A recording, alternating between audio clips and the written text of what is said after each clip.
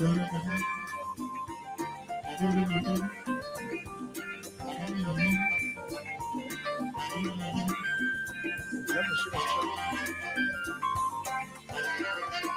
don't sound real enthused with your da-da-da-da-da this morning. Oh man.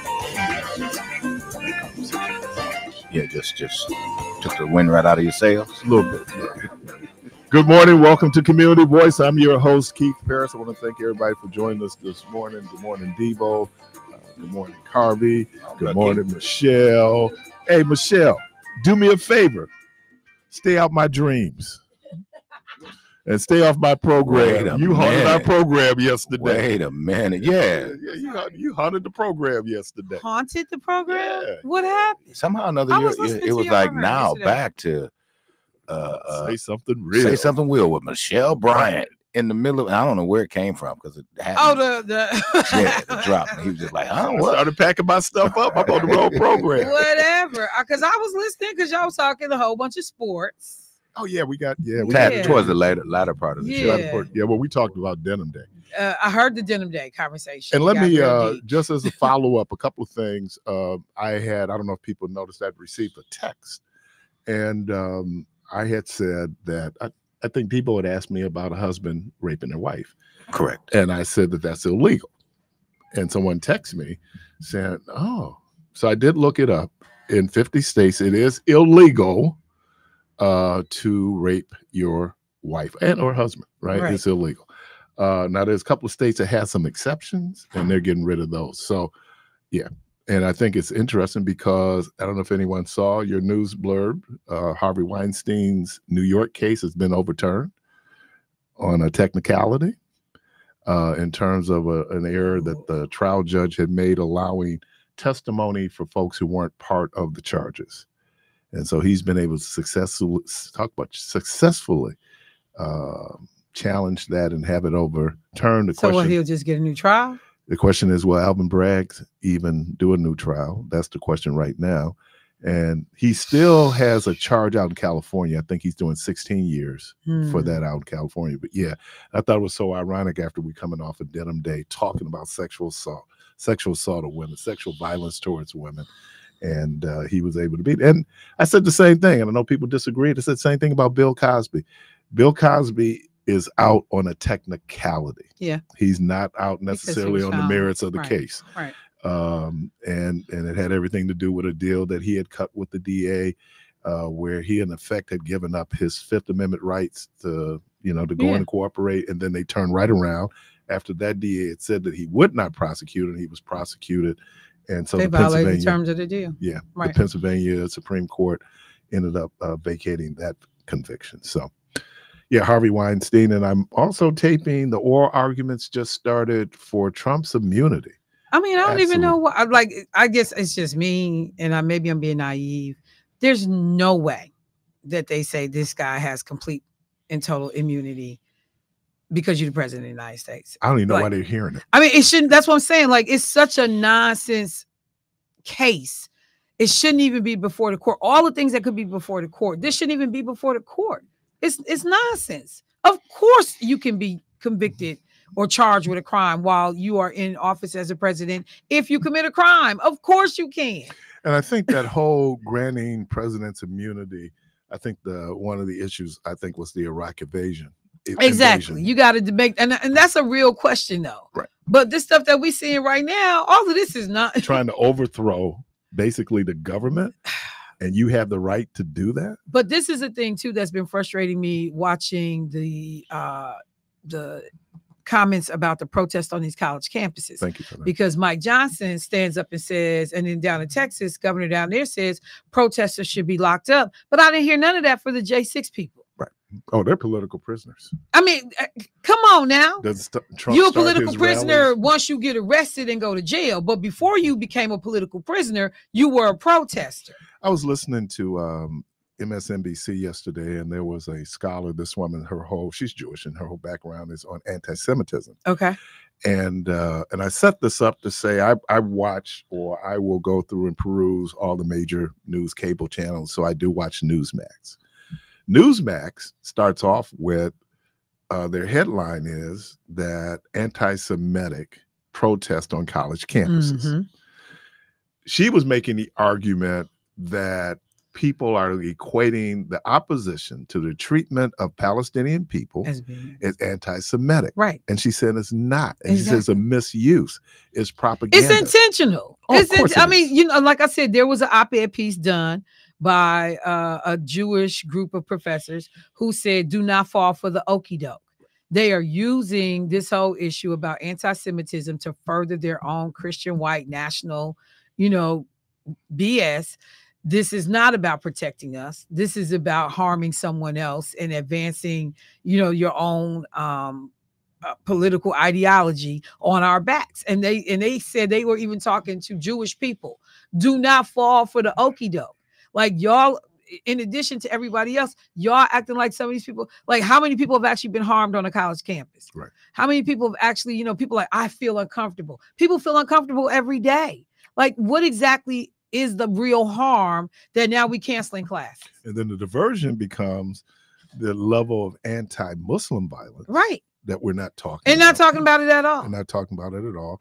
And that you have, but it seems to me it's a question of free speech and the right to assemble. Now, I understand when you're on a college campus, you're on private property. Mm-hmm. And that's when, you know, they invite the police in. It's so interesting. Or depending, because if it's a public university, it's public property. Yeah. Well, Columbia University. Mm-hmm. And I thought about the irony of inviting the police on because you were a little girl then, when they had basically students had gone on strike against the war. College campuses, Vietnam War. The college campuses were closing down. And Columbia, they occupied a building. Right. And it wasn't just white students, it was black students. Right. And when the president of Columbia then allowed the police on campus, they wore people out. Yeah.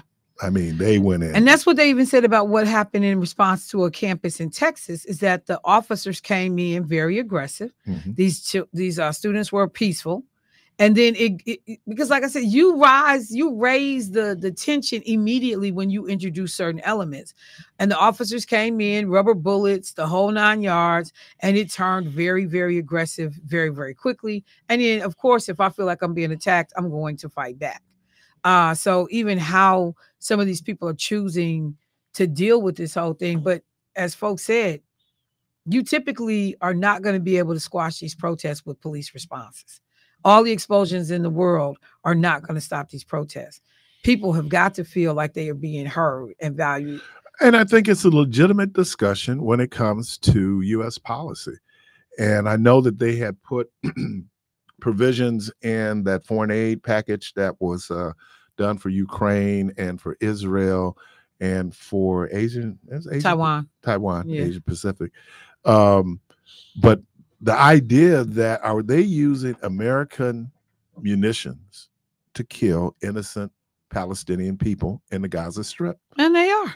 Right. And that becomes that's coming back to us. And it's very difficult. And let me just shout you out because you have been consistent on this idea.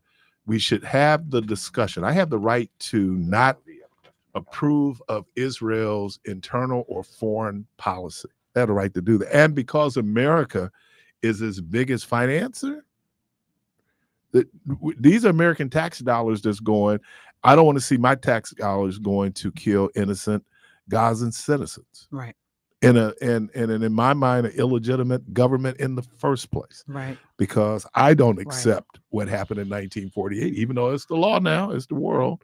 I don't accept it because and I hope to have him on. I'm reading his book now. Your pastor, Dr. Demetrius Williams. My man. Yeah, and he was just talking about how AIPAC had taken him on a tour of Israel. Yeah. And he said that when I got there, he said, well, why aren't I seeing the Palestinian people? Exactly.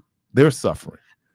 And that was 2011, and he had dealt with them since. It's a whole bunch of black folks in this town and around this country that get irritated with me when I talk about how they are. I've had this conversation actually nationally in some of the circles I'm in, that AIPAC, used Black folks to help spread their agenda, particularly Black religious people specifically, to help spread their religious ideology, beliefs, viewpoints on Israel in connection to Palestine and the rest of the world.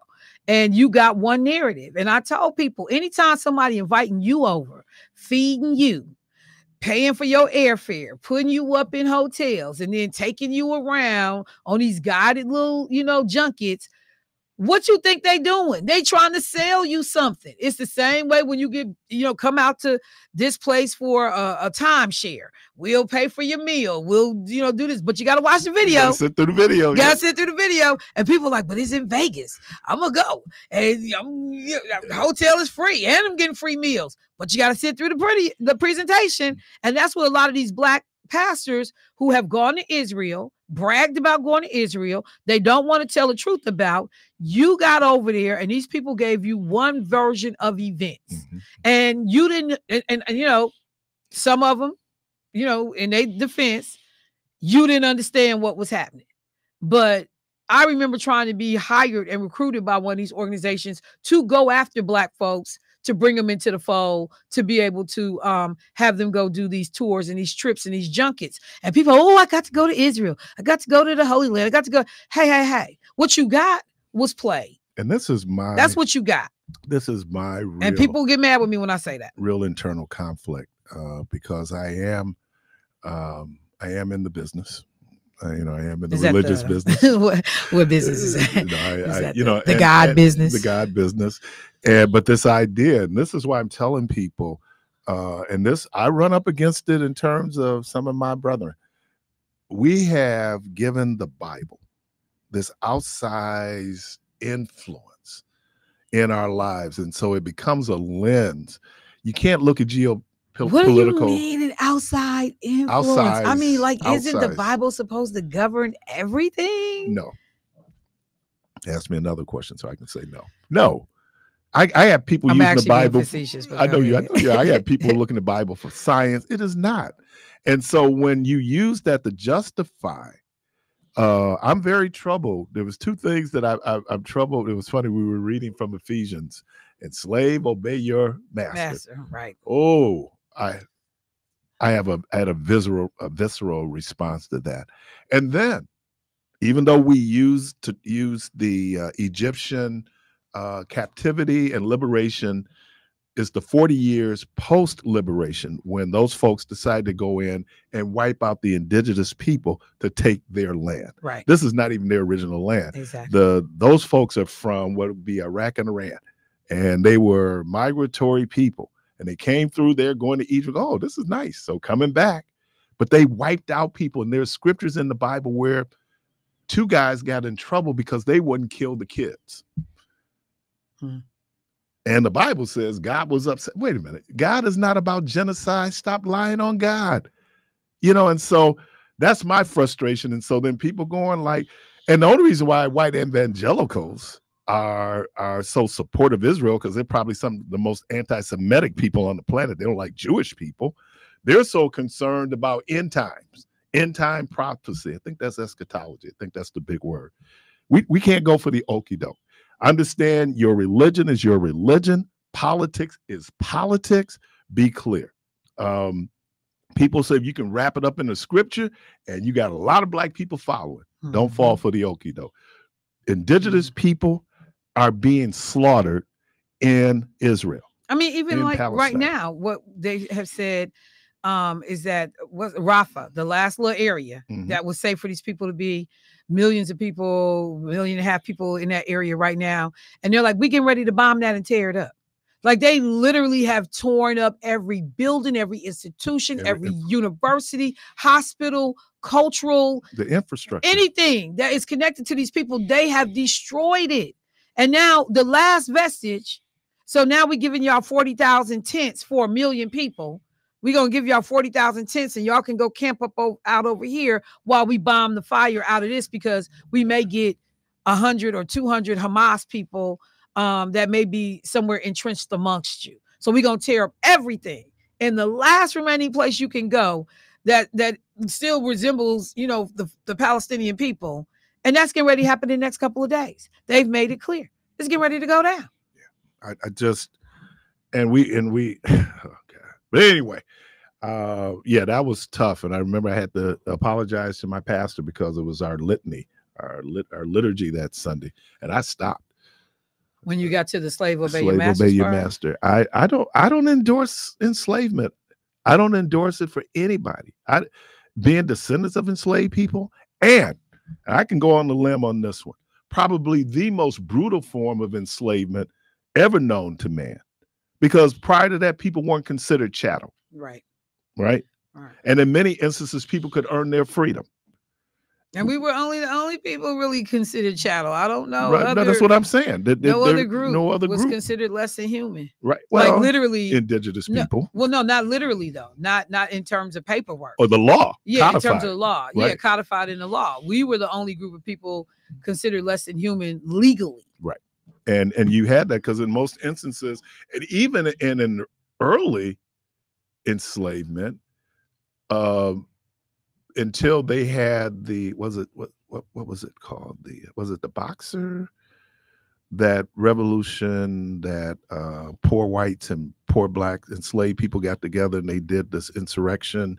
It was shut down, but then they changed. That's where the Virginia slave codes came into effect, where, you know, black people and white people couldn't be together. And then we get into, I'm trying to remember the name of it particularly, but that inspired the Virginia slave codes in terms of what they would do. Now, this was even before the formation of the country. Right. So, yeah, I think if we're about justice, that's justice for all people. And that includes indigenous people who have been displaced from their lands, indigenous people who are still colonized, indigenous people who are marginalized, again, in their own land. We have to, it just can't be justice for us. Right. Let's be justice and I'm just glad before I walk out the door, I'm just glad you again reiterated. You can question policy. You can actually disagree with things that are happening in relationship to the Palestinians and not be anti-Semitic. Right. And I've had people that have, Michelle, you should be careful what you say. You're not going to scare me into how I talk about this, because I know that, there's nothing wrong with questioning, with disagreeing, as long as you do so in a way that's respectful. And so there are so many people that they walking away from this conversation. I've heard that there are pastors not bringing it up at church. Nobody wants to get involved because you're scared somebody gonna label you anti-Semitic. The other thing I said is that the reason this is getting some of the traction that it's getting, because of who has so much money, who has voices on these college boards and campuses, and who's connected. Because this is not the only group of people to feel uncomfortable on a college campus in an educational academic setting, but who has the resources to help make this happen. Why do we even have to have black student unions? Exactly. Or PWIs. They created a safe space for black students at UW-Madison not even a couple of years ago. Like an area that these kids were going through up there. And so the fact that this gets to the level of congressional hearings, the fact that in addition to Republicans playing games, it's also about who is financially contributors to these schools. They talked about at one time, Columbia University was 30% Jewish. And then now the numbers have switched, so that's the other piece of this to remember too. Folks with means and money and power are also helping to drive this conversation. And look, the Jewish lobby, not the Jewish lobby, the Israeli lobby, excuse my the Israeli lobby is strong. And you know who's really catching it right now? Is Gwen. Yeah. Gwen Morris. She's in the middle. Dude. It is we went to, what is the name? Janan Najib's event, annual event that the Muslim community does. I forgot the name of the event. When I tell you that there were attendees to that event that had cornered Congresswoman Gwen Moore, and were yelling and screaming at her. Gwen was in tears trying to defend her record, trying to explain her position. And at one point, I stepped between Congresswoman Moore, and these were all men that had hemmed her up. And I stepped between Congresswoman Moore and these men, two of whom I knew personally, like, hold on. And literally said to them, no, we're not going to do this. This is not going to happen. But she has been having quite the time, you know, in relationship to the, like I said, I don't think many of us appreciated how we would be personally impacted by October 7th. I know I did. I know I didn't think about the impact on the Black community, and how we would be perceived, and whether or not we would be taking sides and comparing stuff to apartheid, South Africa. It just didn't dawn on me. Right. And I think for, you know, my religious brethren, you might want to, and thank you, Dr. Williams, for this. Read a book, do your research, and you need to step out of that piece, because it is a justice issue. But I don't know. I just, like I said, I think people are, the religion and how we use religion it's being pimped. I can't put it any other way. And look, religion's being pimped or been pimping people. I ain't gonna even. I mean, because they're Jamal Bryant. AME at a Baptist church. How we do that? Because anybody can be a Baptist. But you know, the interesting thing about Jamal Bryant and how he got New Birth is Eddie Long paid for his college education. So he's had a relationship with that church since he was in college. But no, but let me say this about Jamal Bryant. Yeah, but he's also very progressive. Did I show you the picture when we were out for the Ministers March for Are you Justice? talking about the whole, what, LGBT? No. You would love them because everybody else was in our clergy garb. Yeah. He was in a Colin Kaepernick jersey. Yeah, well, I mean, he's progressive in this, but there's some other things. But he works to appeal to a different demographic. He's not interested in Sister, you know, Mamie that sits on the front pew and holds down the church. That's not his demographic. He is a person that goes after younger parishioners. The infusion of hip hop into his sermons. He you know, he's a great preacher. I mean, and that's the thing. But one of the things I just had this debate with Representative Myers, ironically, just yesterday. Is he a great preacher so much as he's a great orator, great speaker? And there's their difference, because, you know, and then Keisha like brought in that, like, well, you know, like this dude knows scripture in and out, you know, and you can hear it when he's delivering. I said, well, that's not hard. He went to Duke Divinity School. Yeah, I mean, his educational credentials. You know, well, I mean, I'm not that stuff don't move me. Well, I'm just saying, but I know how you are about people and their education. Being learned. Yeah, right? definitely. But even before he did the New Birth, when he was in Baltimore, he's charismatic. He has to give. And so that's why I just, like I said, though, when somebody say he a good preacher, if he was talking about anything, would he be good? He would, because he's a good speaker. He's a good orator. Right. He uses his voice well, inflection, his delivery is charismatic. So I just keep trying to define what's a good preacher versus what's a good speaker. Because, like, to me, Darius Butler, he was a good preacher and a good speaker. So I just wonder if there's just got his doctorate from Duke Divinity. Yeah. I just wonder if do people see it as a difference? Yeah, I think, I mean, but the gift is the gift. But is it the gift of speaking and leading people? What's the gift? I think it's charisma. That's the word. So again, does that make me a good preacher because I'm a good speaker? I need y'all to define what's, because people say it all the time, he a good preacher. Ask Fred Price. He a good speaker. Fred Price. Because if he was a good preacher, he wouldn't have 7 kids by 5 baby mamas. You can be so what? That makes him a good speaker. That makes him a good rock star. He's saying the right thing, ain't he? Star. I'm just saying. Then you get your first lady to come back and try it again after you done had 3 babies on her. Come on, man. But so what makes you a good preacher? You can be a good preacher, but you don't necessarily have to have good character. How are you a good preacher without good character?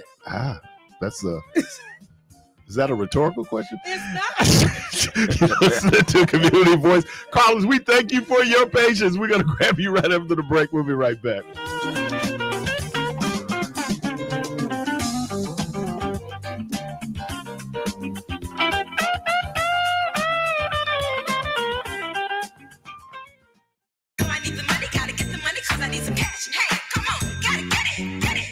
To manage your money, you need to know what money is coming to you and what money is going out.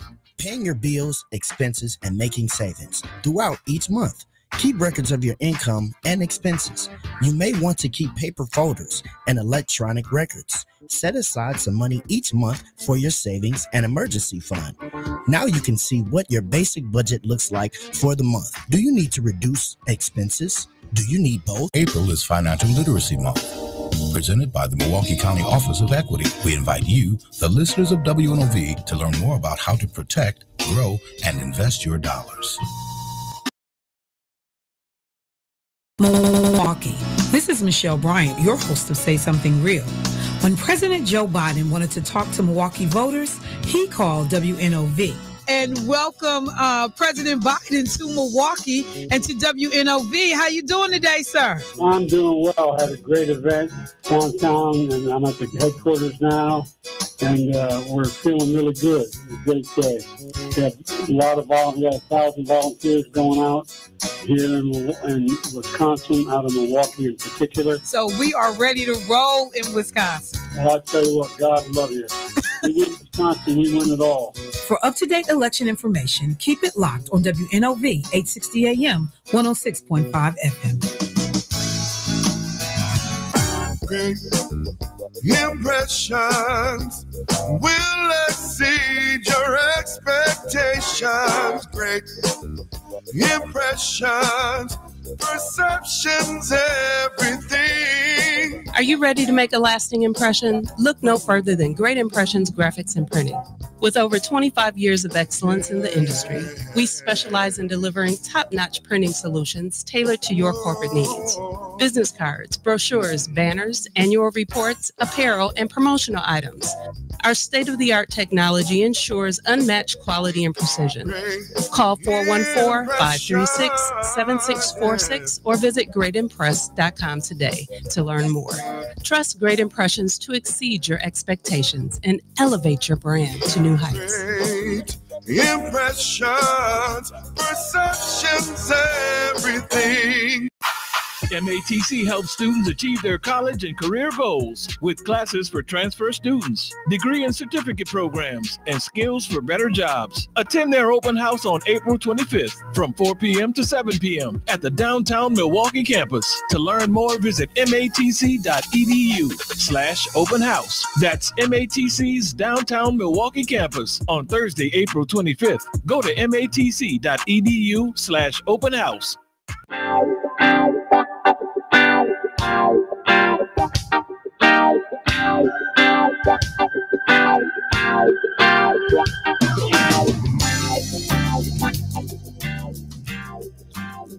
right, welcome back to Community Voice. Callers, we really appreciate your patience. Welcome to the program. And the reason why, good morning, Keith. Good morning. To Debo. And I know Michelle is gone. The reason why I called back, because her response to the senator that asked her a question was stellar. It was so awesome and so well thought out. Now, is she a good speaker or orator? But whatever she was selling, I was buying, because it was done with such compassion.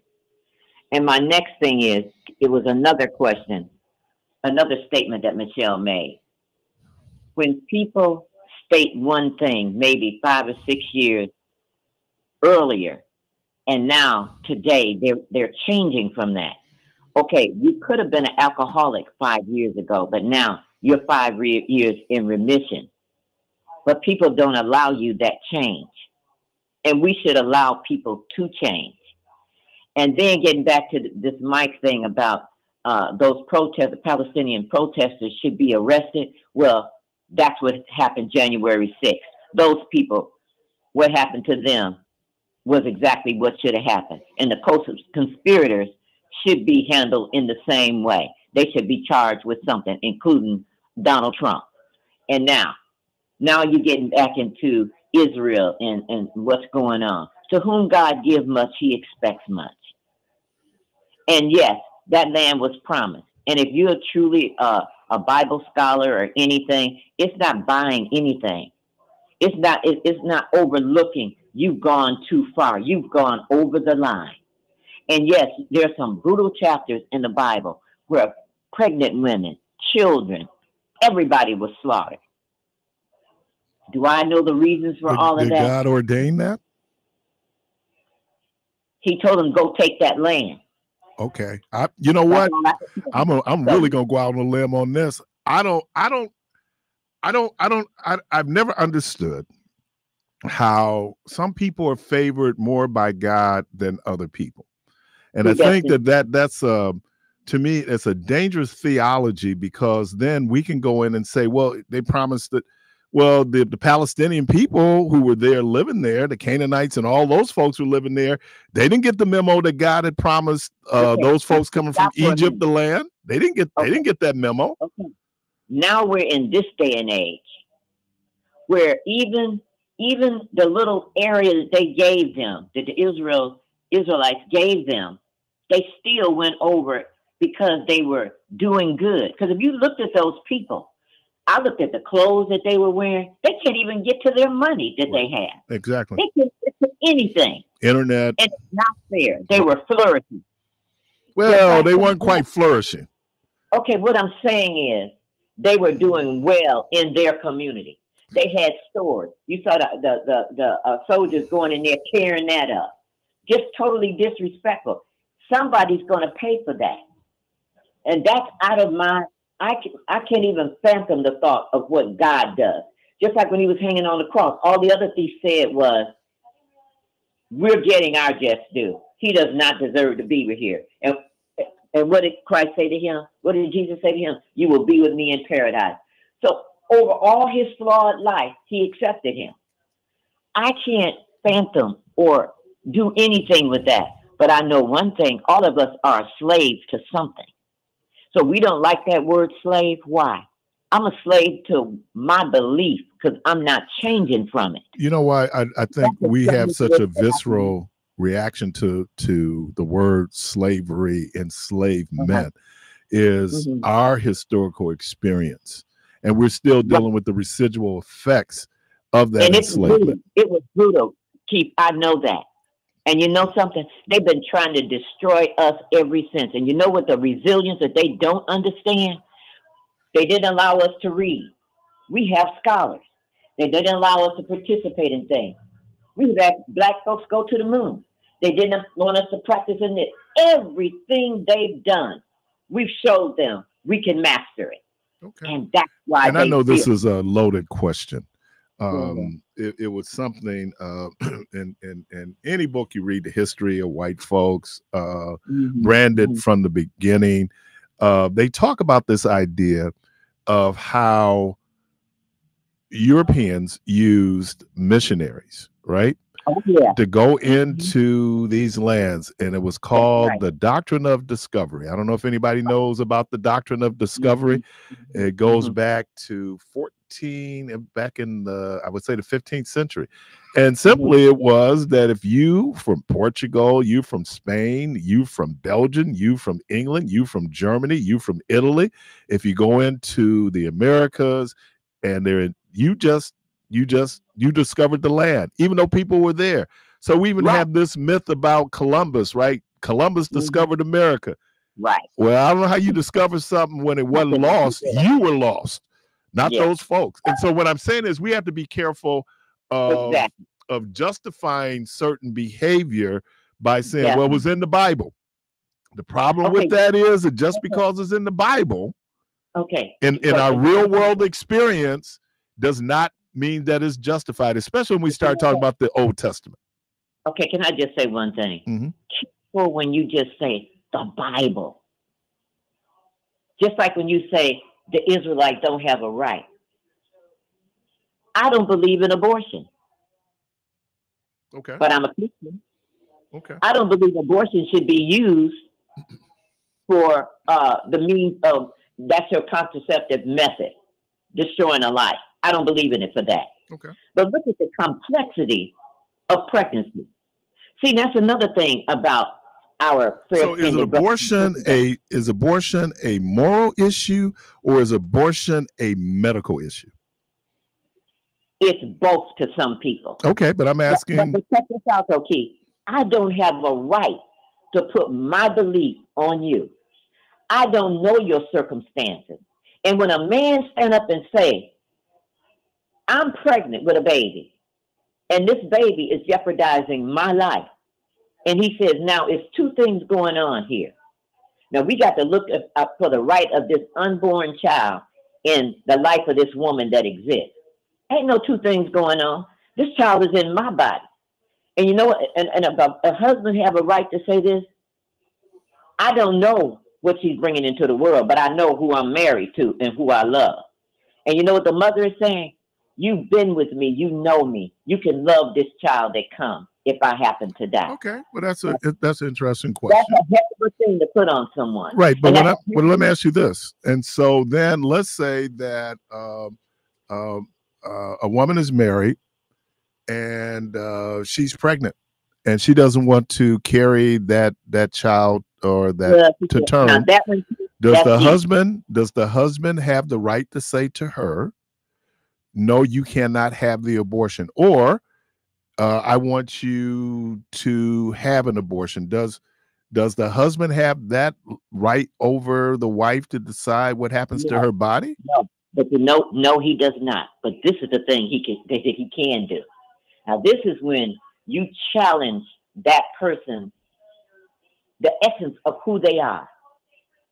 When we did what we did and brought forth this life, you should have taken some kind of protection. So now you want to destroy this life because it's not convenient to your career or to our marriage? Or your ability to be able to provide adequately for that child. Okay, you know something? That's why people that take sex for recreation, it's not. When you lay down there, it's a responsibility that could come out of it. It is recreation. No, it's not, Keith. You're recreating life. It is recreation. Now, if you're saying whether or not we should do it just for the pleasure principle, that was a gift that God gave to married couples. It's been exploited. That's why we have so much disease in the world. That's why we have so many confused people that don't know who they are and what they are, and they zero pluses and everything else. Okay. Have a good day. We live in a complex world. It's not all easy, but we got to stand up for something. Caller, welcome to the program. Good morning. Good morning. Good morning. How are you? I'm doing okay. All right. Speak up a little bit for me. Can't hear you. Okay, I'm doing okay. When you talk about a good preacher and a bad preacher, I think a good preacher is the preacher that's living that life, that's standing on his morals, that's having that one wife, 9 kids in the house, not out the house. A good preacher is a preacher they can't party with you because you party. They supposed to be teaching you how to live a righteous life. That's a good preacher. So in your mind, partying is wrong? As a preacher. No, I'm asking you, but as a general rule, is partying wrong? It all depends on what type of celebration you're talking about. Okay. You know, but as far as like a preacher going to the club, okay. No, because you should be like, you should have standards. That's one thing about a preacher. He should have standards. Like, just because you smoke weed, should the preacher smoke weed? Just because if you drink, should the preacher drink? But I think if I can jump in here, I think it's also, there's a fundamentalism that people have in terms of this idea of behavior, right? And so for people, especially Pentecostals, others, Baptists, you know, we're the people that, you know, we smoke on the parking lot. But this whole idea about these, like in my mind, I don't think partying is wrong. I mean, I think we celebrate and we come together for a lot of different reasons. You know, that for Baptists, in one of our church covenants, I think the ones that was done by the Missionary Baptists, those are the church covenants that you see hanging in your churches, or we do it every first Sunday. It talks about that, you know, you should abstain from alcoholic beverages, right? But Catholics and others don't share that, right? I mean, because it's a matter of personal behavior. And Jesus didn't talk a lot about people drinking and partying. What Jesus talked about was how human beings dealt with each other, right? That we love God and that we love each other, that we're charitable to those who are in need. I think that that is, you know, how people enjoy themselves. And there's a line. I'm assuming that there is a line. Like you say, let me jump in. When it's being a preacher is steps to the game. You know what I'm saying? Okay. When you 13, you ain't no preacher. Right. When you're 20, you still doing what you need to do. Right. You know what I'm saying? A preacher is developed to be that person to tell you no. Should you snort a line? Should you do coke? No. Should you gamble? No. He's trying to get you on the right side of life. You can't do it's right or it's wrong, bro. We can't. But I think sin is relative. Sin is what I would not do. You know, we have all these things that we can justify. I can remember growing up, and I had friends who were Pentecostal. They couldn't watch TV. Women couldn't wear pants. It was called sin. Is watching TV a sin? No, it might be how you watch television. Is wearing pants a sin? Well, no. So the things that we call sin are behaviors, right? But I think that when it seems to me that we should be following, and then, you know, if that's the case, and I don't want to be overly simplistic on this, Jesus's first recorded miracle was he created wine out of water. And if you drink wine, there's a certain physiological reaction you're going to have when you drink wine. So, I mean, but we were taught that there's this word called piety, right? That we can go in and say, if you don't do this, and I understand where fundamentalists came from, because you look at it, if dude is out gambling on Friday night when he get the paycheck, that means the money ain't coming home. If you're an alcoholic, if you're doing these things, it begins to impact on your ability to take care of your family. Now there's a problem. But a person in my mind who's gonna sit up and Debo might get off from work. I'm not putting you on the spot, but get off from work, and he said, you know, we have been that is such a and because it changes, because what was sin yesterday ain't necessarily sin today. I'm gonna tell you something, that brother, and I think you're old enough to realize this. I can remember in the 80s, the 70s and 80s, preachers getting up talking about people shacking up. Oh Lord, they get just shacking up. Don't be talking about them shacking up, right? Oh, it was a part of a sermon. We ain't talking about shacking up now. What happened? What happened with shacking up was so wrong in the 80s. I'm not saying this right now. I'm just saying, but why? Because I think, as the sister said, the previous caller, life is complicated, right? It is not as black and white as we want it to be. And I think we get a comfort level in our black and white, but the world is really nuanced. So, brother. Yes, sir. Life is simple. You just gotta keep it simple, bro. I know, but sometimes it gets complicated, man. I'm trying to keep it simple. Hey, bro, hold on. Life is simple. If it's only sex, we don't have to have sex. We do not have to have sex. You got to drink. You got to drink water, and you have to eat the right food. Well, don't we have a sex drive? Hold on. You must do that, or else your body will not fail you. But don't we have a sex drive biologically? Hold on, bro. Now the rest of the stuff that you're saying, doing, drinking, and you just said, man, when you drink, you start tripping. When you smoke, you start tripping. When you're gambling, bills don't get paid. It's either, brother, you do the right thing or you do the wrong thing. But there are people out there gambling and the bills are getting paid. You know, there are people out there drinking and the bills are getting paid.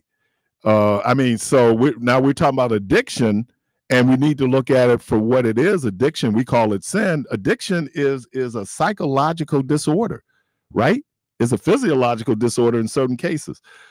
So it gets back to the question about abortion. That's a medical procedure. Now, you can get into a whole lot of things about, I don't believe that is right, or people using it for contraceptives.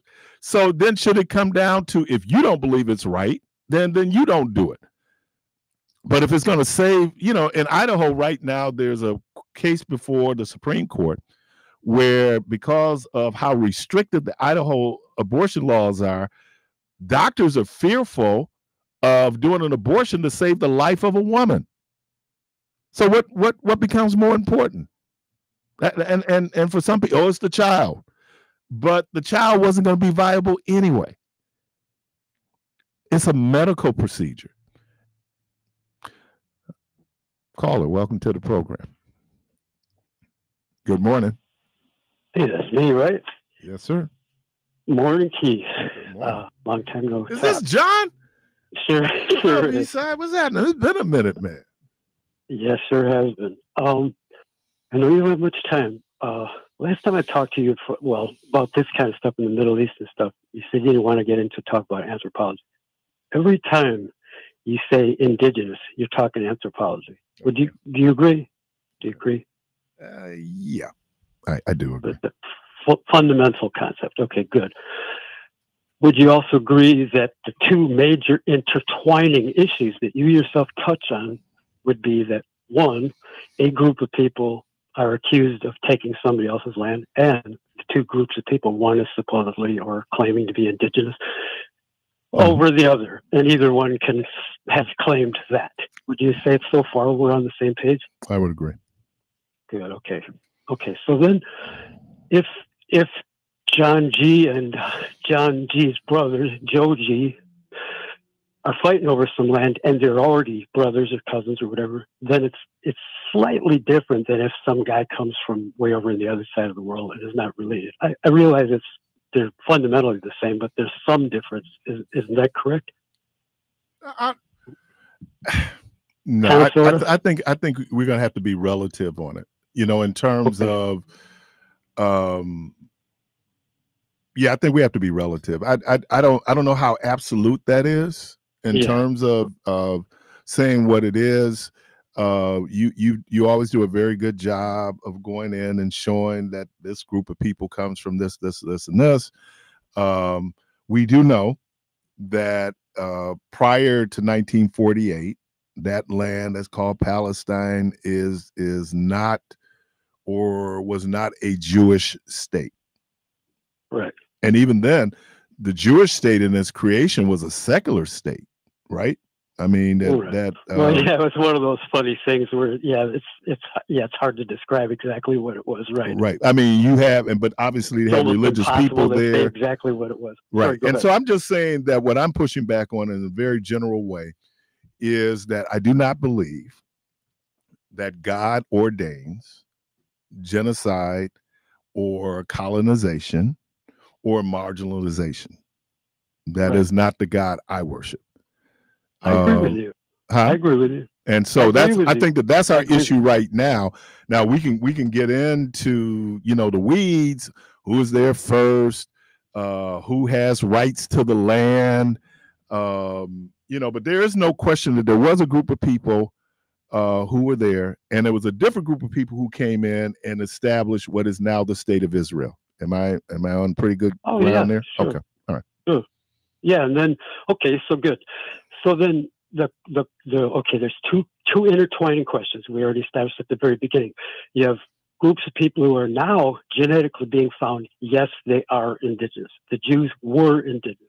Now, yes, there's been concept of conversion and stuff, but we know, the majority of Jews were not converts. Now, after 2,000 years, if you're going to get somebody like jazz singer Lena Horne, who I didn't even know she was black when I was a little kid, if you get, like you said, Middle Eastern Jews, you mix them with white people after 2,000 years, there's going to be a little bit of whitening of the coffee.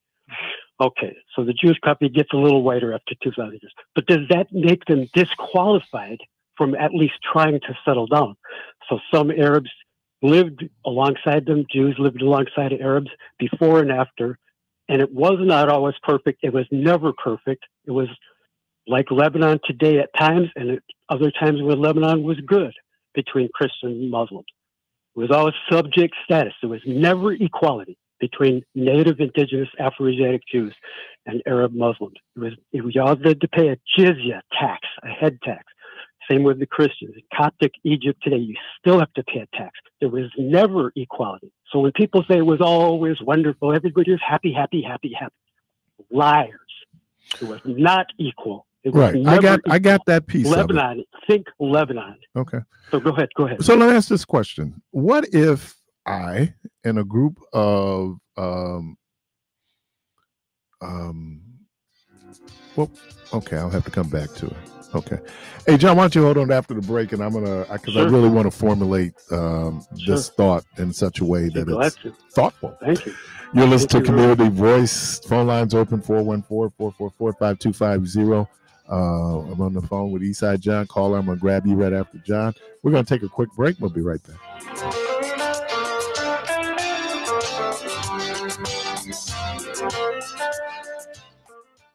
Hey Milwaukee, my name is Martina and I'm with the Independent Living Supports Pilot Program team. We help adults 55 plus and those 18 plus living with disabilities, providing up to $7,200 for home services, medical equipment, home modifications, and more. There's less than 30 days left to sign up for this program. See if you qualify today. Call 414-289-6874. Again, that's 414-289-6874. This program is made possible by Milwaukee County and Wisconsin Department of Health and Human Services. The Hustle and Grow Show, powered by the Center for Teaching Entrepreneurship, will be Saturday, April 27th at 8 a.m. Please join us as we will have a special guest, Car VP, the rapper from Milwaukee. Also, we'll discuss Earth Day, Autism Awareness Month, Jazz Appreciation, and National Inventors. So please join us for the Hustle and Grow Show, powered by the Center for Teaching Entrepreneurship, Saturday, April 27th at 8 a.m.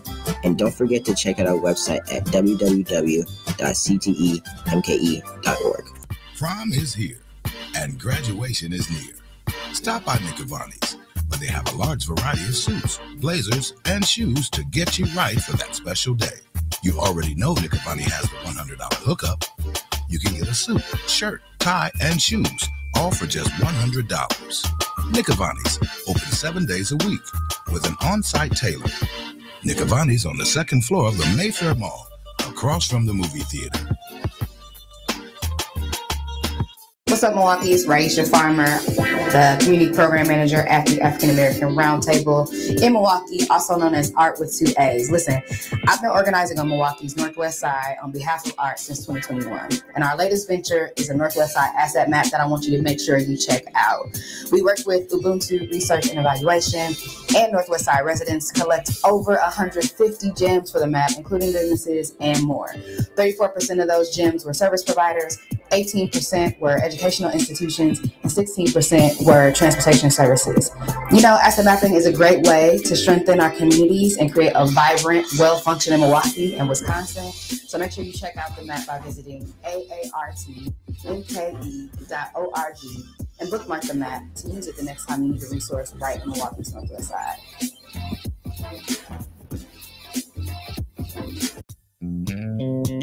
Hi, this is Sandra Silk, inviting you to tune in to All That Jazz. Join me every Tuesday and Thursday. Enjoy jazz from yesterday and today from 5 till 8 p.m. right here on 860 WNOV 106.5 FM The Voice. WNOV 860 and W293CX 106.5 Milwaukee. You're inside Community Voice on WNOV 860 AM and 106.5 FM with your host, Keith Parris. Listen, everybody. Listen up good now. Listen, everybody. Listen up good now.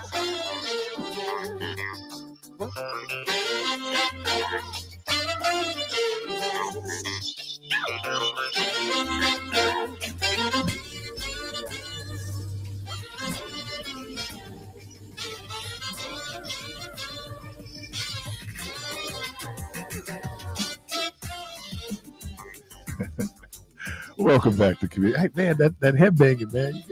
You got to be careful with that, man. I know I'm gonna tear something up. Got a concussion up here. Right. All right, John, go on, man. Oh, I was gonna ask you a question. Yeah, so let's say I get a group of people together, and we're gonna use the. Have you heard of the doctrine of discovery? Are you familiar with that? You mentioned it a little while ago. Okay. Yeah, you mentioned it a little while. And that we go in and we decide, because of whatever reasons, we're going to take this land. Would that be cool? No, the way you describe it, of course, is not. Okay. That's, was that too that's white simplistic? people going to Africa and taking white people's land. That's like Arabs going to Morocco. Right. Arabs going to Morocco, Arabs going to Palestine. Right. But you don't want to talk about that. With the Arabs going into Palestine? Yeah, because you didn't even connect the dots between Palestine Arabs being Arabs, and you keep projecting on them because this latest Palestineism philosophy is that we look at Jericho. My ancestors are from Jericho. Woe is me, I'm from Jericho. I say liar, liar, pants on fire, liar, liar, liar. You're Arab, Palestinian. No, that doesn't mean 100%. I'm not saying they're 100% liars. I'm saying it's very convenient to forget you're an Arab, but then over here, all of a sudden, I'm a proud Arab American. Well, what makes you an Arab? The PLO Charter says you have to have an Arab father. Well, then how far back does that father go? Well, maybe, can you do this for me? He goes back to Arabia. Can you assign, okay, so Arab, we use those, and we're using these terms, you know, and you're right, in terms of anthropology, they are not precise, right? Am I? But the PLO Charter makes it precise. The PLO Charter says you have to have an Arab father.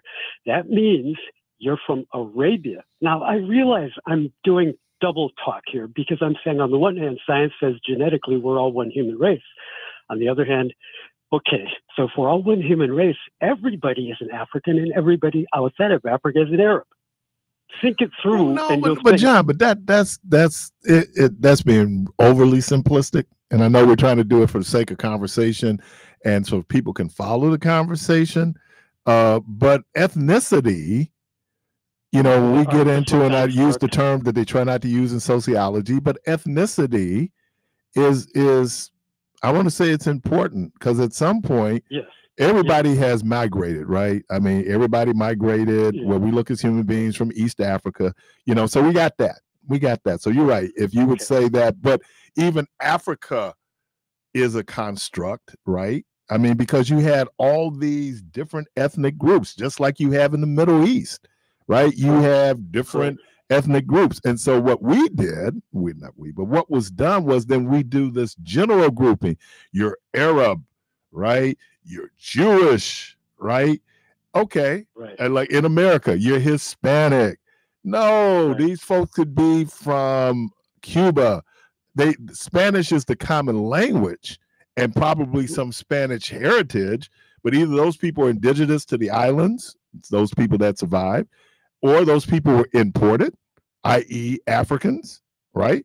And so even then, one of the interesting things I heard was for us as descendants of enslaved Africans was we all had different ethnic groups and tribes that we came from. But when they put us on the boat, everybody was the same thing, even though everybody was not the same. That's what I'm saying. So we use these terms like Arab. I guess I'm just saying that I won't even go back then to, you know, the Egyptian, the Egyptian migration of when those people, the Israelites, then moved from, you know, Egypt into Sinai and then Sinai into what is the Promised Land. So let's get to where we are in terms of modernity. There were people there. There was another group of people came in, and they were different than the people who were there, though in some ways they were the same, right? Same father, Abraham, right? They come in. Now there's something because now these ethnicities have been formed, cultures, language, all these things, and the fact that people are there. So even then, if we say, okay, we go in, we're going to establish, it was never when those people founded Israel that they were ever going to take into account the people who were living there. They did. Were they part of the original group? No, wait. You just said they never took it in account. It sounds to me like you're saying the Zionists never took account that there was Palestine Arabs there. No. I'm saying that the Zionists never said that these folks are going to be part of a united Israel. They did. Oh. They did. They did. That was right in the. It's written right in the Belfort. When was Gaza? When was the Gaza Strip? Wasn't the Gaza Strip created right after the formation of the nation of Israel? The Gaza Strip came in during that whole conflict between the '67 war and all this stuff. I'm not an expert on Gaza. I think that those folks were displaced going back to 1948. There was displacement going on then. Some of the Gaza Palestinians were from the refugee crisis. Right, and how you a refugee in your own land? Let's do that. No, wait. You just shifted subjects because I said the original Zionists did not mean to displace people. That's a different subject than what happened because of the war. In the 1930s, riots started. In the 1920s, Arabs started attacking Jews. Not all Arabs. And Not all Arabs weren't were- they attacking the British who were occupying that land? Yeah, yes. Okay, They all were right. having a double revolt. They had a revolt against the British, and then the Jews and the Arabs were both trying to woo the British to their side, and the British were trying to woo the Arabs and the Jews to their side to fight the Turks. Right, Lawrence of Arabia. Yes, but notice there was no non-Arabs at the table with Lawrence of Arabia. Right. There was no non-Arabs there. Yeah, and they were what were they all the other considered? people? Where were the Nubians? Where were the Nubians at the table? There was no Nubians. Okay. Why? Why weren't the Assyrians there? The ethnic Assyrians. Why weren't the Jews? The Jews were begging to be at the table. The Jews were begging to be at the table. They wouldn't let them at the table. They wouldn't let the Coptic people be at the table. The Coptics are the natives of Egypt. I hear black people all say, Egypt is black. Egypt. And when is the last time I heard a black nationalist talk about Nubia? Who destroyed Nubia? The people who attacked Israel are the people who destroyed Nubia. These people have no character. And I'm not talking Arabs. I'm talking Arabism. Okay. Well, It is an but here ideology isn't of our issue nationalism. today. Go Our ahead. issue today is that, and what someone had pointed out, and just for our remembrance, October 7th was October 6th, right? Did not happen in a vacuum, right? No, of course it there were didn't. things that was happening Of course along, it did not. and part of it was the 16-year siege of the Gaza Strip. They pulled out, remember? Who pulled The out? Jews pulled out. They pulled their own people out. Oh, they pulled them Jews out. But wait a of minute, there. they pulled them out, and then they created apartheid. Okay, They control they- everything, and there are people, apartheid. and How did the prior to weapons get in October, there? prior Then to how did the October the weapons get in 6th, there? there were human did the rights weapons groups get in out who were comparing. They said that I've heard all basically, these comparisons. Then how did the hold weapons on, get John, into John. Gaza? They How did said the that weapons get there? Gaza was an open air Yeah, concentration we hear camp. those terms. We hear those terms. How did the weapons get there then? What How did weapons? the weapons get? How did all the weapons that they're always firing to Israel get into Gaza? They shouldn't have the weapons. Jews If they're controlled trying to liberate themselves, why shouldn't they have weapons? Wait, I said how. How did the weapons get? Not why. We already know that you agree with them. I'm saying, how did the weapons get in there if they were blockading the country? If Israel was blockading the country, how did the weapons get there? Oh, arms smuggling goes Well, back obviously they were to able human. to get I the mean, weapons the in there. idea you can arms smuggle. How do you get guns into a spot? Come on, man. We got more guns than people Well, in then this. how are they blockading them? And what would be the purpose of the Jews blockading Gaza? What would be the Control. purpose of the Jews blockading? Control. Why? To punish them, to beat them up because they love beating No, Arabs up? no. To control They them. love torturing Arabs. To control just them. love They torturing Arabs. wish. Oh, when we torture some Arabs, it's so fun to torture. You know, one them. of the reasons I boy, love discovered torturing brown people. No. That's the way it sounds. No, that Oh, don't. But you let's go not go on what it torture some sounds like. brown Let's go people. on what. But John, let's not go on what it sounds like. Let's go on what it is. What it Isn't is. that what they're called? White If you supremacists, have white if you supremacists. feel that you're an oppressed people, and you feel that your land has been stolen, I think by you have You ever then the get into a right to discussion of throw. what they actually think about their rationale of why they have the right to be there, ruling and They were asking there. Jews to live. Wait, They were there hold on. already. That's Let the me slow point. myself down. They were there. Okay. They were there. So we're not talking about a group of people who just simultaneously showed up when those Okay. Jews from Europe showed up. They were already there. Okay. I'm sorry I was yelling. Okay. Oh, I'm sorry for Let yelling me too, but come- they were already there, John. So Not all of them for one not thing. what- were not what- there. not all the Jews Not who all are of them currently in were there. Israel were there. I understand. So people were flooding in because of economic development. Okay, Jews obviously bringing economic development. Arabs were getting jobs. Arabs were coming in, and not all of those Arabs were even Palestinian Arabs. Now, I understand we don't have the exact numbers, and I don't want to get so technocratic about this. But the point is, you actually read, you dig into the rationale of why should Arabs have total sovereignty over everything outside of Arabia. And their I don't idea know. I is- don't. No. That's not what I'm saying. Why? I'm not saying. Well, what's Lebanon? What is Lebanon? I'm saying the that heck we're is talking about a Lebanon? What particular kind of piece of desert land. Do we want the world? And to you know become like what? Lebanon? This particular piece of land has been problematic since Yeah. we're going back centuries that has been problematic. It's been problematic because of people's claim of the land and the way the corridor. Yeah, right. the I mean, corridor I think the guy, there was Yemen. a moment, was it Saladin? Was it Saladin who had taken back, who ran out the Crusaders, and he said that this land, especially Jerusalem, will be a land for all people, no respecter of religion. He was a decent guy. Crusaders don't want to admit it, and this is where he and Jews got along fine. Now, at the same time, he still taxed Jews. That doesn't mean he was necessarily worse than the Europeans. But this is the thing. Everybody thinks, well, just because Muslims were nicer people sometimes, that means it was wonderful. Everybody was happy. No, I'm not saying. It wasn't always happy. All right, John, let me do this. I want to get some other callers in. Appreciate you, man. Appreciate it. Thank you very much. 414-444-5250, 414-444-5250. Yeah, I don't think it's all that complicated. It seems that there were a group of people there, 1948, when the state of Israel was created. They displaced the people who were there, created the West Bank, and created the Gaza Strip. The Gaza Strip is a small little strip of land, right there along the sea. And you put like 2 million people in this small little piece of land. And we're not talking about in the West Bank where you have Jewish settlements, settlers who are displacing people. We're not talking about what's happening in East Jerusalem. We're in East Jerusalem where there was a significant Arab population. Those folks had their houses stolen, right? They were put off the land because of this whole idea of, I think, the law of reclamation.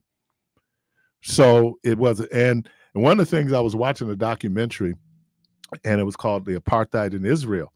And this man from South Africa said, we lived under apartheid, but it's nothing like the apartheid that you see in Israel.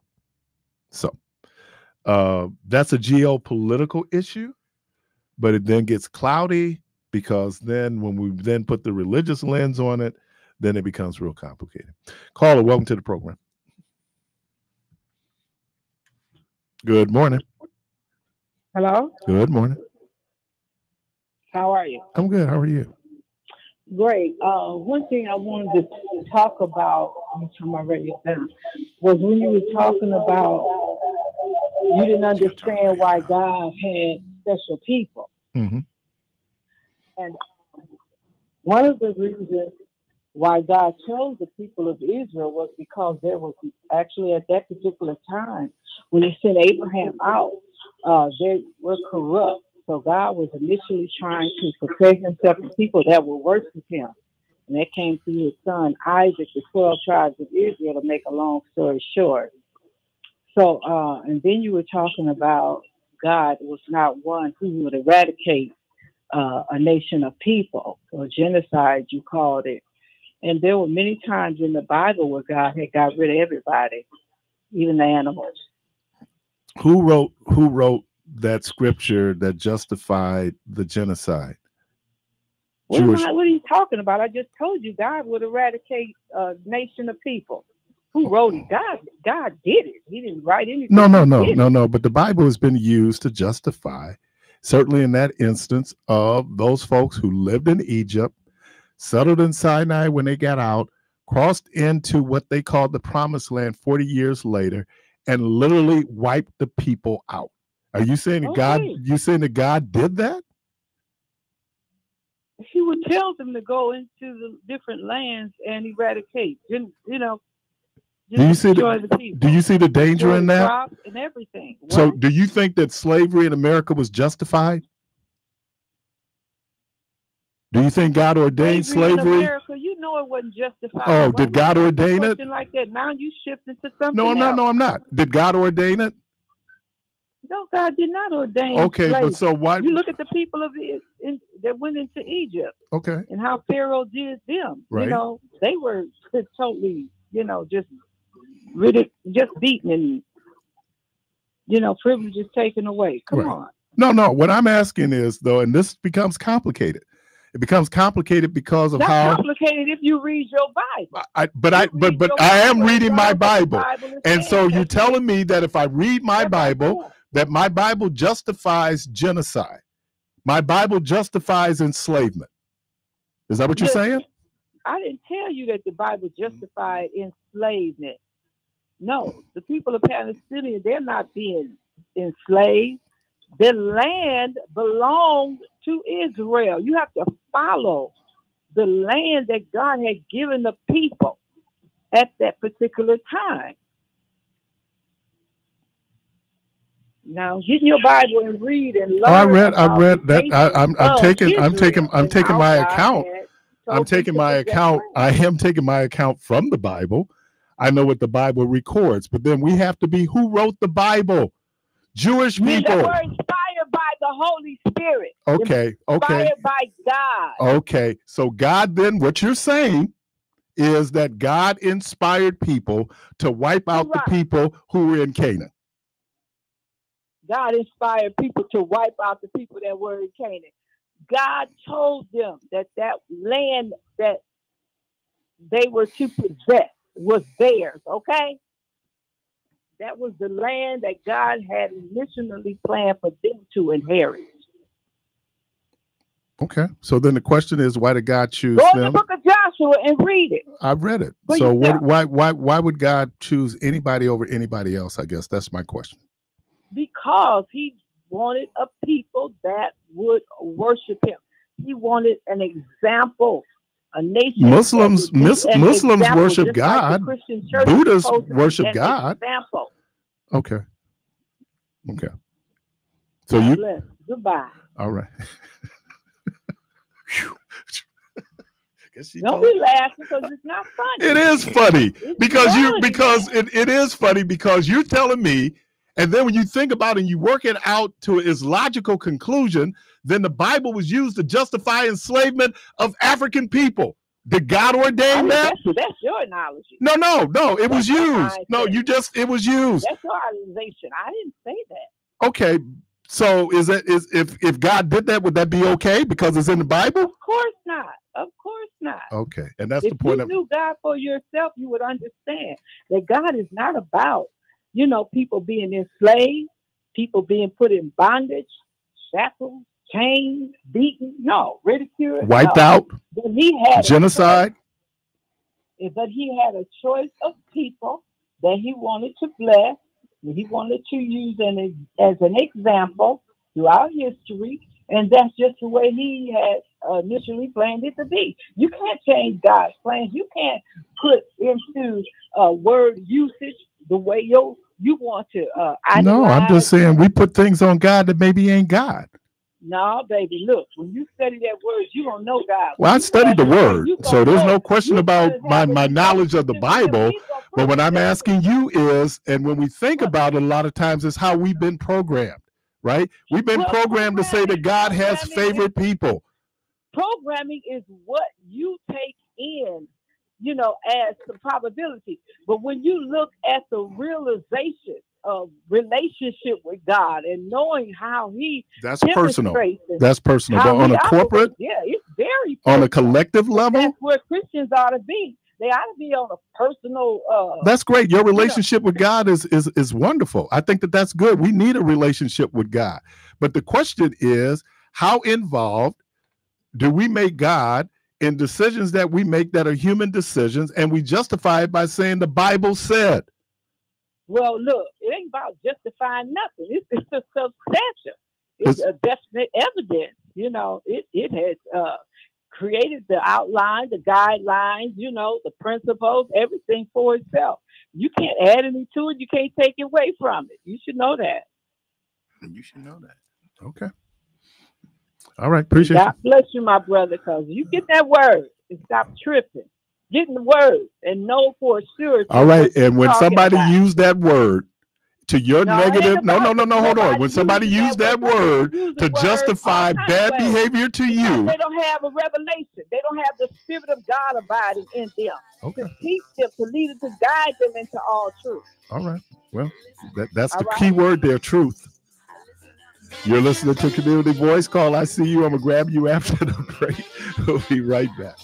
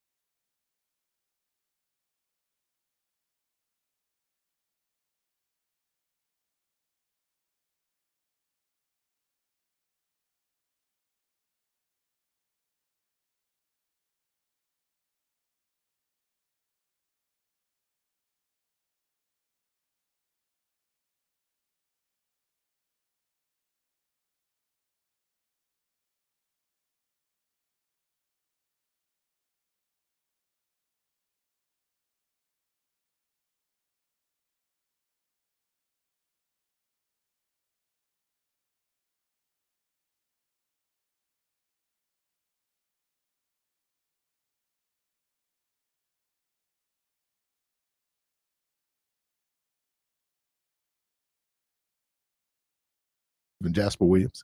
But no, I mean, so you are just, it was something that Dr. Williams pointed out. He said, that, you know, preaching is to proclaim. Preachers are the heralders. I love the word he used. He said all the preachers are doing is doing what whoever sent him or her to preach is to preach. And he differentiated them between a heralder and an orator. Kind of like Paul Revere? Yeah.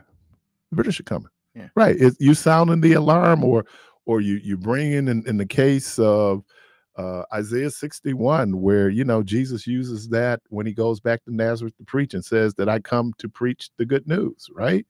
So it's a proclaiming, you know, proclaiming the acceptable year of the Lord. So but our gifts is not our character. You know, that's a different thing. Bishop Oliphant, I heard him using this quote that stayed with me. He said that your gifts will make places for you. Your gift will make place for you in high places, right? It'll make room for you. The Bible says gifts will come without repentance, and then talents are just given to man. Right. And I remember on 4th and Meineke, what's the church right there? Harper? Was it Harper? Yeah. King Solomon. Yeah, he told a friend of mine one time, we were all there. My friend was going over to play for his church, and he spoke to how your gifts are your meal ticket, and how, you know, it's why you're given certain things. God gave you that you could do that other folks might have to go to school for. Right. You know, folks that can just walk up and play a keyboard and things of that nature with no teaching and stuff like that. So everybody has something that they're good at just naturally, and it's because it affords you the ability to take that and be able to make a living for yourself. But here's the problem, though, sometimes with us not clearly understanding my gift still requires a certain balancing in terms of my repentance, my change. Absolutely. And so you have some of the most talented people on the planet, and sometimes they appear to be the worst human beings on the planet. That part. So you can't, you know, the fact that I do something well does not necessarily mean that I have good character. You know, the worst thing in the world is going getting worn out by your musician choir director, where they make you feel less than human because you missed a note. You know what I'm saying? I mean, and they feel justified because I'm talented. I'm Keith Parris. You know, and so you wouldn't cut up that way. You wouldn't act like that. I don't know, man.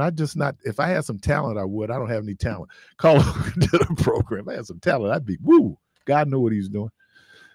Good morning. It's me again. There's nobody else. You've been gone so long, you're double dipping. Right. If there's nobody else bothering you, I'll get the call. I'm not like the lady. I'm not going to condemn her because she's got her own opinions. But my opinions don't have anything to do with God telling me what I have the right to do. And to me, I'm supposed to treat my neighbor as I'm supposed to be wanting to be treated. That's the most important thing. And I think that's what those of us who believe in Jesus and the teachings of Christ, he talks about that the first law is to love God. And the second law is the same as the first, but to love your neighbor. How do we interact with each other? If anything, we're struggling with our humanity, and human beings are selfish by nature, right? We're about us. It's about our survival, right? And so how do I then mitigate some of these negative human behaviors? Because if I'm doing it by myself, that's one thing. But a lot of times that negative behavior then spills into our public spaces, right? Right. So right. That's all I'm saying. I mean, we go back and forth on this and that and this and that. But I do understand that, look, when I look at the Old Testament was written by a particular group of people, for a particular group of people with their history, right? I mean, that's basically what the Old Testament is. But because we combined Old and New Testament, people then give that as a Christian, I'm weighted towards the New Testament, right?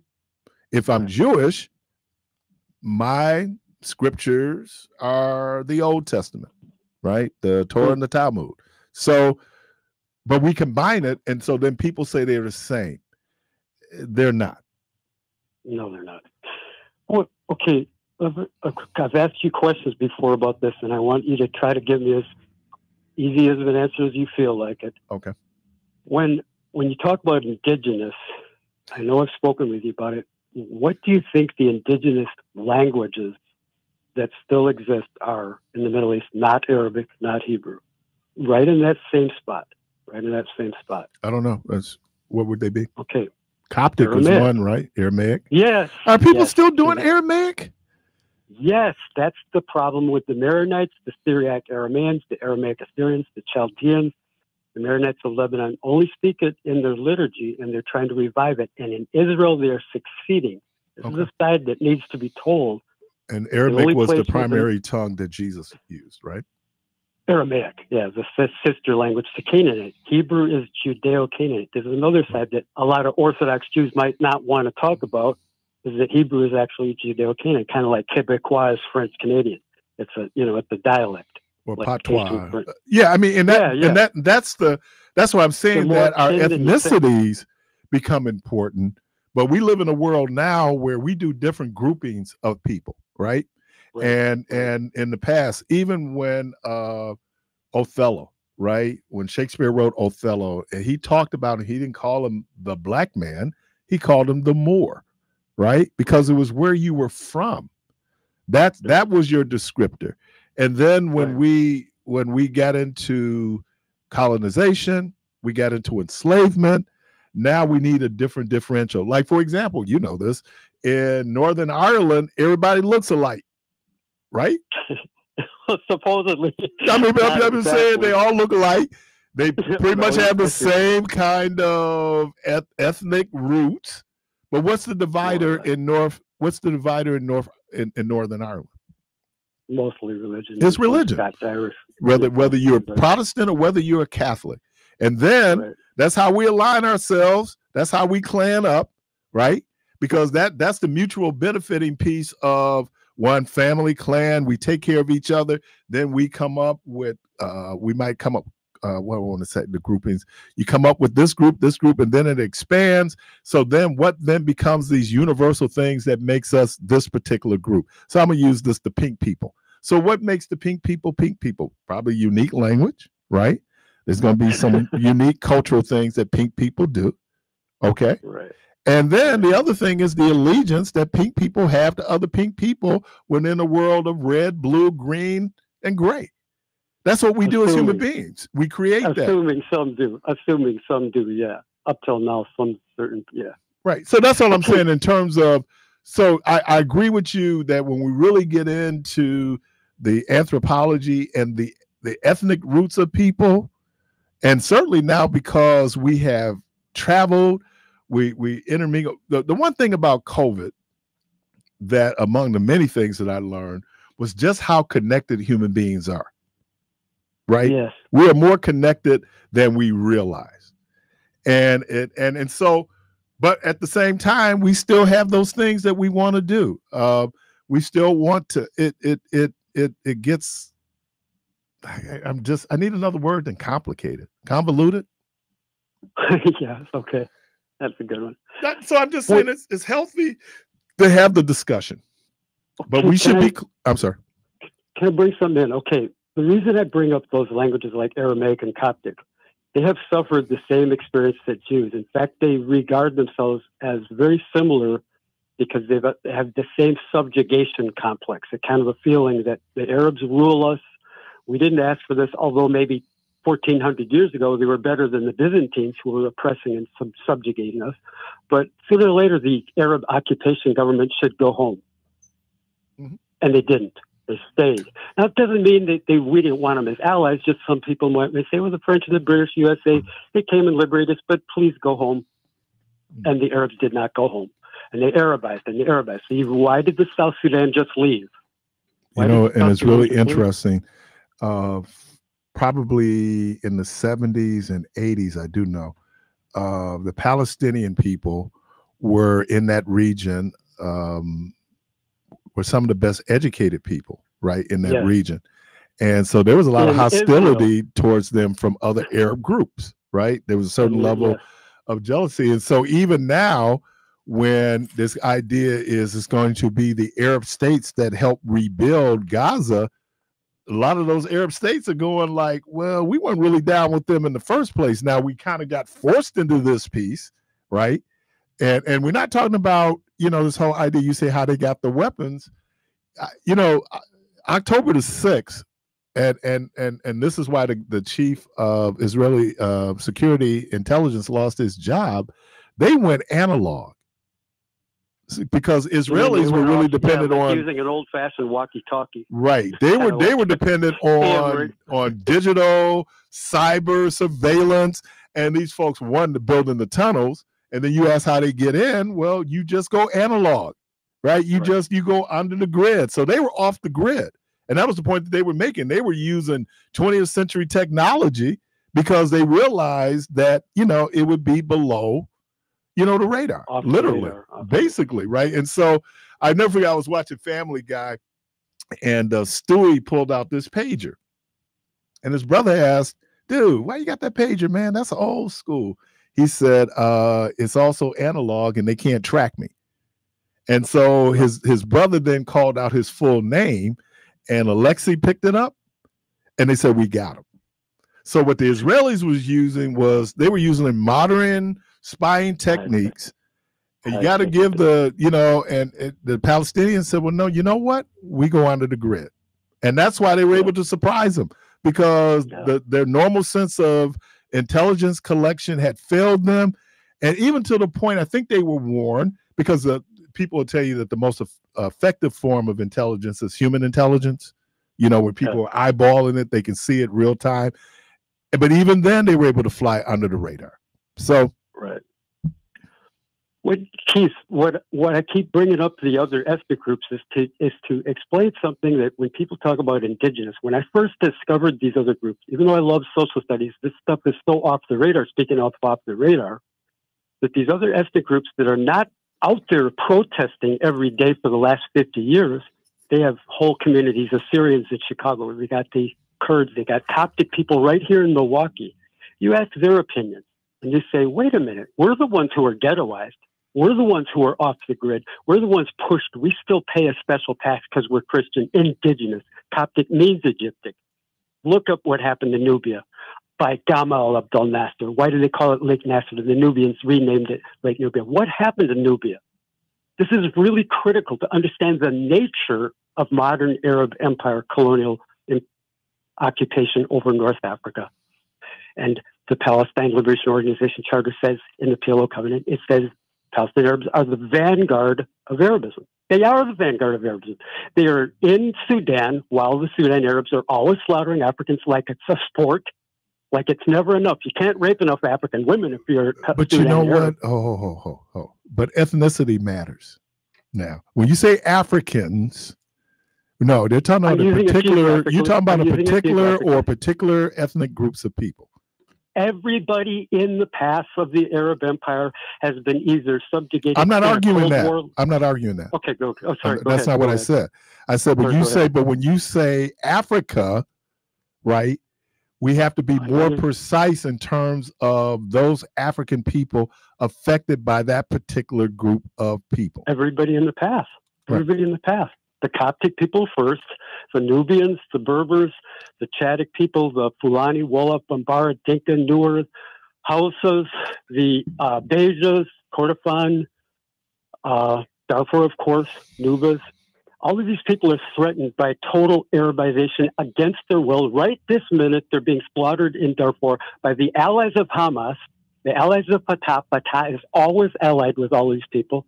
They're the self-defined intermediaries of the whole Arab nation. These are not angels. They're not nice little No one is American saying Indians. that they're angels.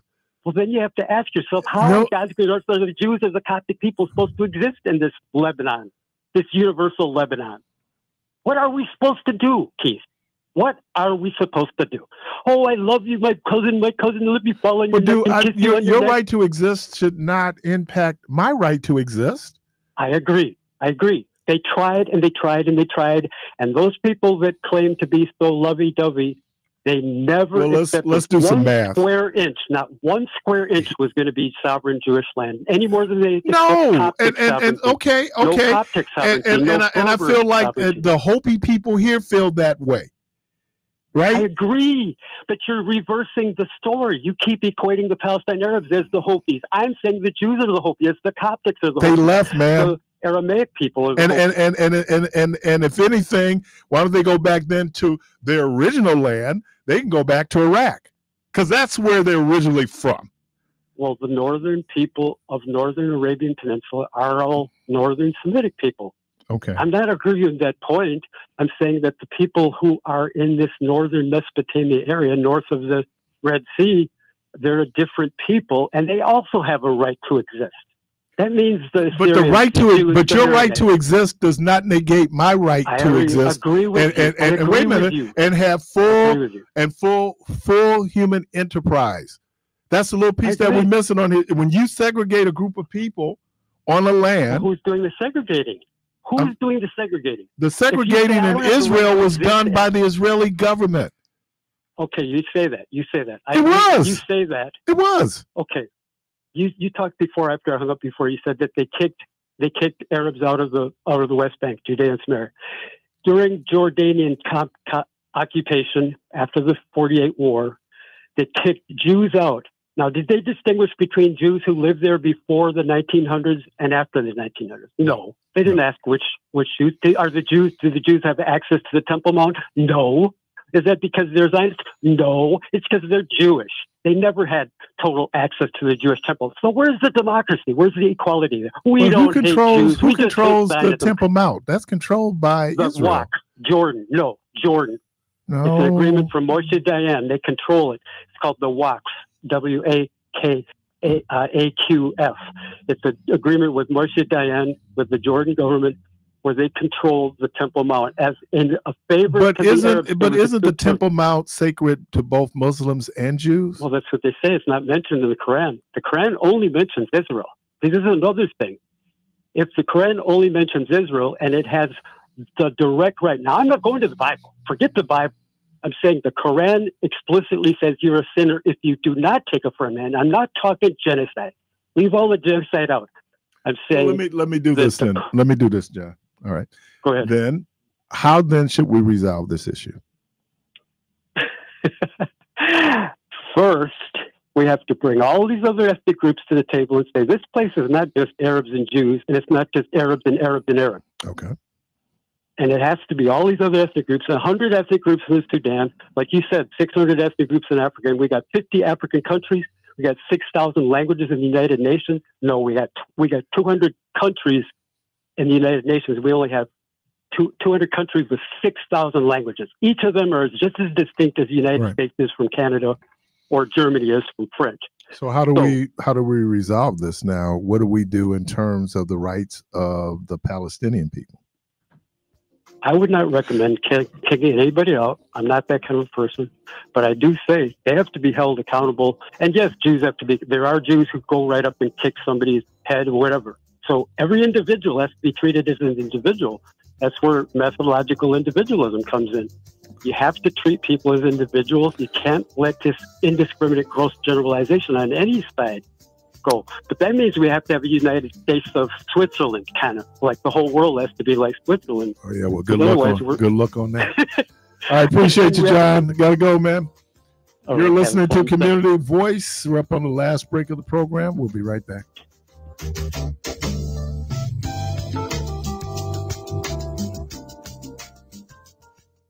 Are you a victim of the timeshare trap and think there's no way out? I'm Chuck McDowell, founder of Wesley Financial Group, the original timeshare cancellation expert. And I'm here to tell you that there is a way out.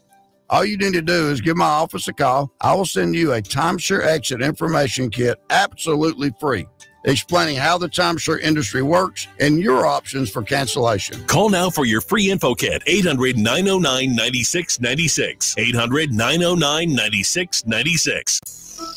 Regulators! Round two, second round, round two. Hey, this is Mr. Winky Blue, and I want to invite you to another fabulous town hall fish fry where the rednecks in the woods and the thugs in the hood collide, and we set that mess to the side. If you know like I know, you don't want to step to this. Hey, this is Greg Kennedy, and I'm cordially inviting you to our second town hall meeting, April 26th, 5:30 p.m. You want to be there. Free vapes will be sponsored by Cool Breeze Vape Company. The first 50 people through the door will receive those. Food will be provided as long as supplies last. This is another Winky Blue production, and you don't want to miss it. April 26th, 5:30 p.m., 100 Gems Restaurant, 6727 North Titonia Avenue. Security enforced. Don't meet us there, beat us there.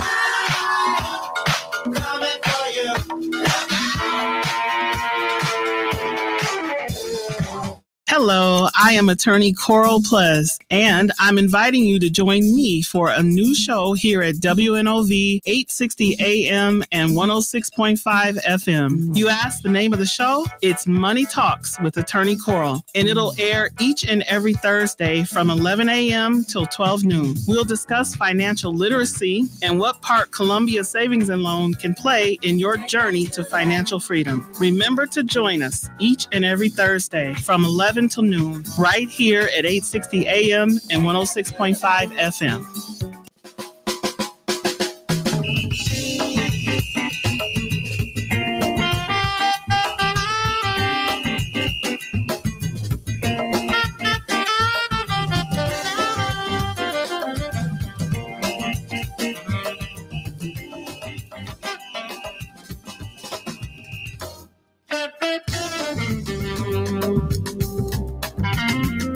WNOV 860 and W293CX 106.5 Milwaukee.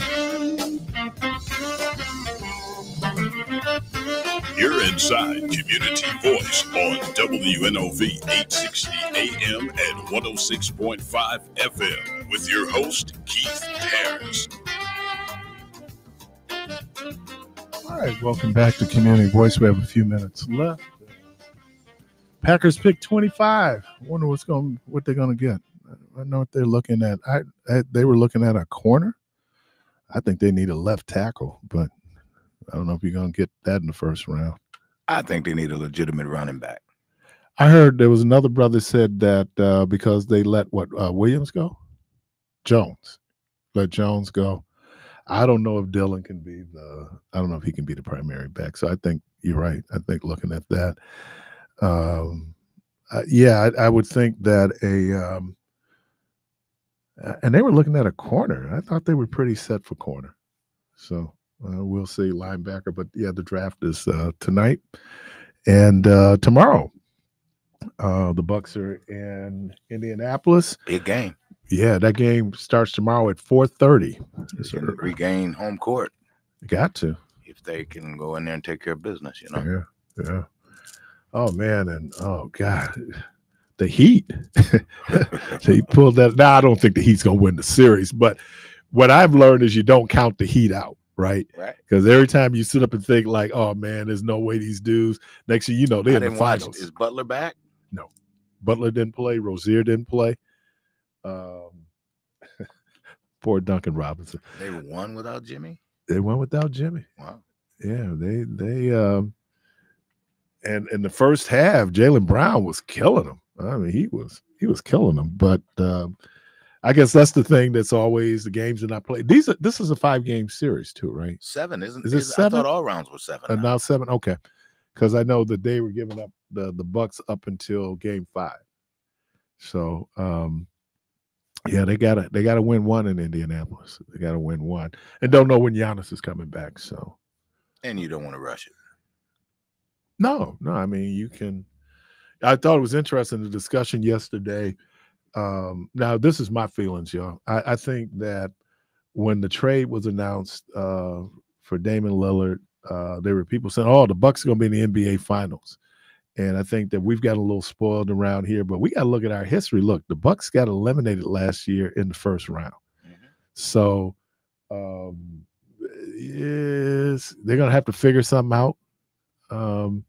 in terms of, but I'm not going to be disappointed because I think it usually takes about a half a season and for teams to gel. And then that's assuming that you get the guys on the floor for most of that half a season. And with the injuries that the Bucks have had at different times, they just haven't been able to gel. So we'll definitely see what's going on. I just saw where they're going to build a proposal to build a dome stadium down in Chicago.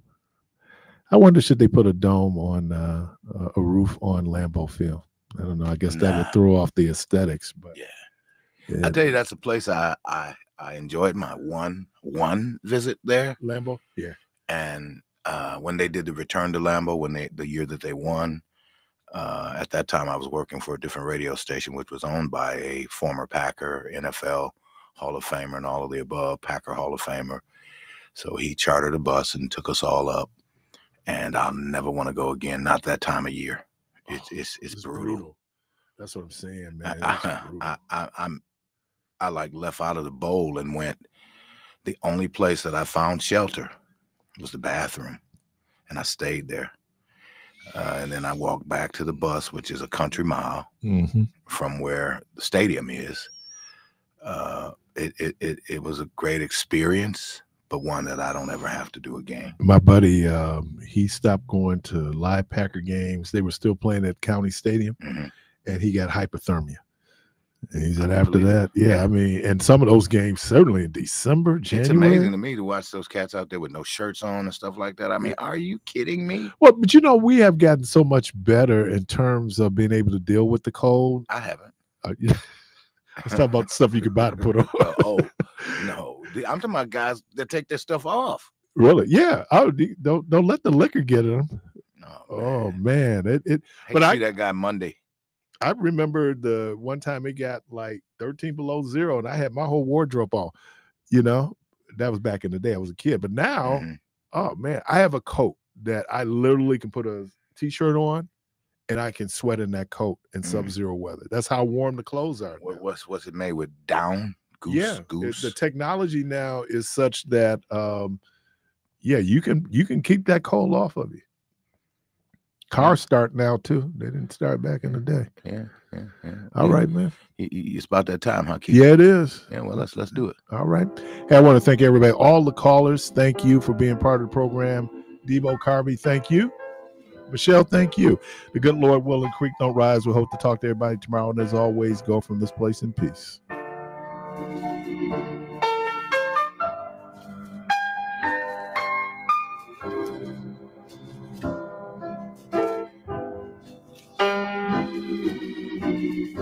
Father,